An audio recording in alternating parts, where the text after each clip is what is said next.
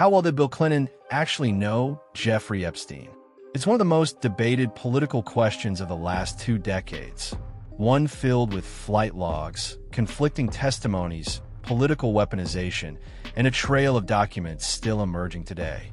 And now, with Congress voting overwhelmingly to force the release of Epstein's secret files, and President Donald Trump calling for a full federal investigation, this question is once again dominating headlines.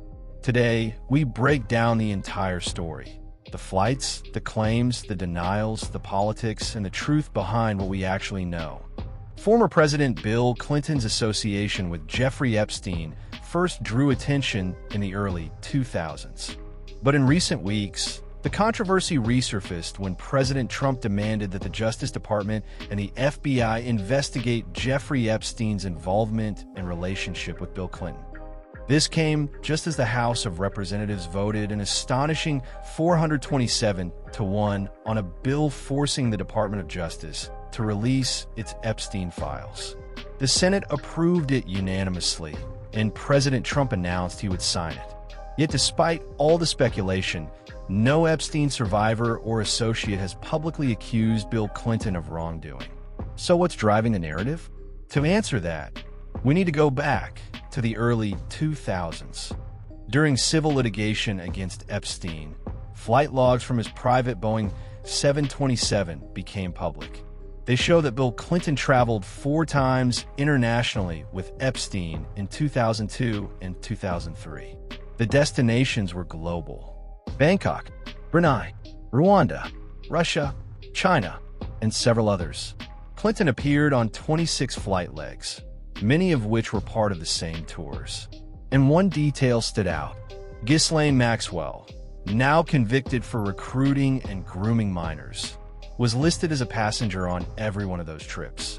Clinton's last known flight on Epstein's plane occurred in November 2003.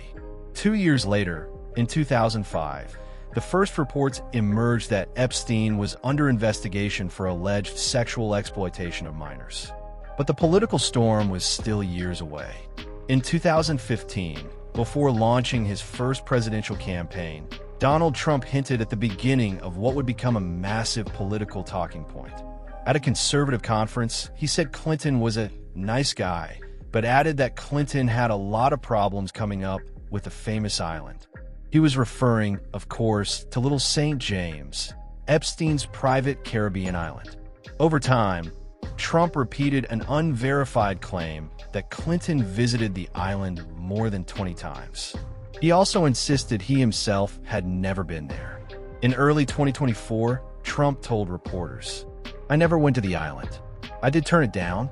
I didn't want to go to his island." But here's the key point.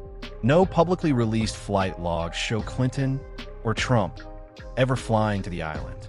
That's where Virginia Giuffre enters the picture. In 2011, Virginia Roberts Giuffre told the Mail on Sunday that she had met Bill Clinton twice, once on Epstein's island. She described a dinner with Epstein, Clinton, Ghislaine Maxwell, and 2 young brunettes. Crucially, she stated, she had not been lent out to Clinton. She did not witness any misconduct by Clinton. However, Giuffre's claims later became the subject of legal scrutiny. She said a reporter misquoted her about Maxwell flying Clinton in a helicopter. Maxwell denied flying Clinton at all. Giuffre clarified in a deposition that she had not personally witnessed it. Still, she maintained that she had met Clinton on the island. Both Epstein and Maxwell repeatedly denied Giuffre's claim that Clinton visited the island. In a 2011 email to the Duke, believed to be former Prince Andrew, Epstein wrote, "Clinton was never on the island." In 2015, Epstein emailed a reporter, "Clinton was never ever there. Never." Meanwhile, Maxwell said in a recorded interview earlier this year, "President Clinton was my friend, not Epstein's friend. I never saw that warmth with Epstein." She insisted Clinton never visited Little St. James. So why did Clinton associate with Epstein at all?